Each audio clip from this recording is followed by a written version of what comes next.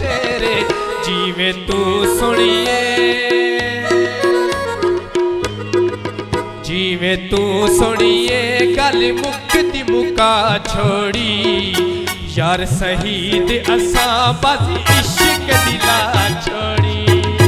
काला चोला गल विच गानी पाई होइया 90,000 दिए डडी मौज बनाई होइया काला चोला गल विच गानी पाई होइया